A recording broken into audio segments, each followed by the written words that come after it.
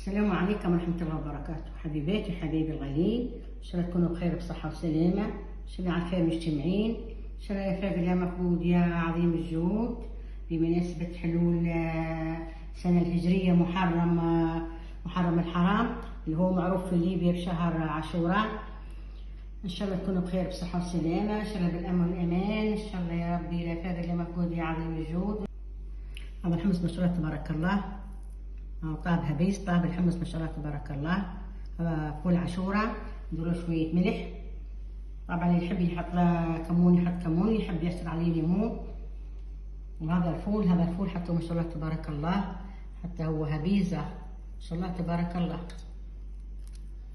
كلها هبيز الفول ما شاء الله تبارك الله.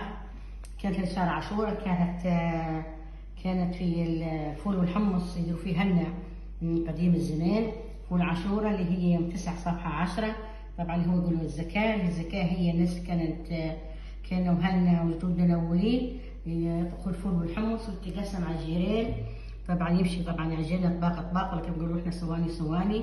وكانوا العويلة واحنا صغيرين يلفوا في الشوارع على جميع الشوارع بتاعت المنطقة اللي ساكنين فيها على كبر ليبيا، كل المدن الليبية العويلة يلفوا على الشوارع، طبعا قدام كل باب، قدام كل حوش، قدام يتموا العويلة كلهم اولاد وبنات، كل واحد ياخذ في يده اناء او اي شيء ياخذه في يده ويلفوا على الحيشان باب ويتموا العويلة. طبعا من العويلة هم الاطفال، العويلة الصغيرين والبنيات يتموا على الحوش الباب وينادوا بالصوت العالي: عاشوراء عاشورتي، تنفخ لي دحورتي، تنفخها وتزيدها، سموا منو سيدها عبد الرحمن قاعد في وسط الدكان ياكل في قطعة عصبان.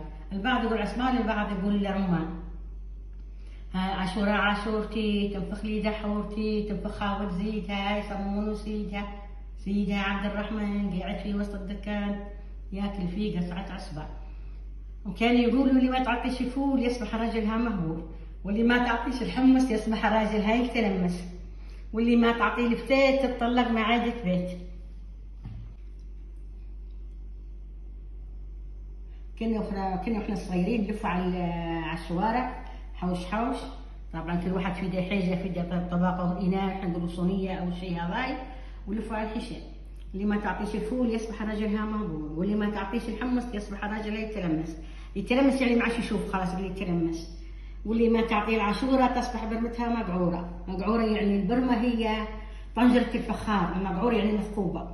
واللي ما تعطيه الفتات تتطلق مع عاده بيت، واللي ما تعطيه المسلي تتطلق مع عاده ولي. وطبعا اللي يقعدوا العويله هذين اللي هم العويله الاولاد والبنيات، ويلفوا شارع وكل باب يدقوا عليه، وكل كل باب يدقوا عليه تطلع صاحبته وتحط لهم كبشه فول وكبشه حمص. يعني العادات هذينا توا شوي تمت الحاجات هذينا تم يندثروا شوي بيختفى الحاجات هذينا. احتفال بعاشوراء العويله والبنيات عند المغرب، هذاك المغرب يبدأ لعند قريب العشاء، لعند حتى بعد العشاء ولفوا في الشوارع على الحيشان حوش، احنا نقولوا بيت، ويبقوا يغنوا العويل بالصوت العالي ويقولوا في الكلام هذا: عاشوراء عاشورتي، واللي ما تعطيش الفول، واللي ما تعطيش الحمص، واللي ما تعطيش المسلي، المسلي طبعا المسلي هو الجديد، والفتات ما تعطيش الفتات، واللي ما تعطي الفتات تتطلق مع عادة بيت. وهذا يبقى العويله بالصوت العالي وكل باب يدقوا عليه، ما يدقوش يا ربي، يبقى قدام الباب الصوت العالي تفتح له صاحبة الحوش، وكل واحد تعطيه في الاناء بتاعه ولا صينيته او الطبق اللي معاه، تحط له حبه فول، تحط له حبه حمص، ويروحوا العويله الحيشانه من هنا كل واحد جايب مجموعه مع الحمص وفول. هذه بالنسبه طبعا لمدينه بنغازي، وطبعا حتى مدينه طرابلس هذه الفول والحمص. سنة طيبين ان شاء الله. لفاقد يا مفقود يا عظيم الجود، ما تنسوش اشتراك في القناه وتفعيل جرس التنبيه والاعجاب. السلام عليكم ورحمه الله وبركاته.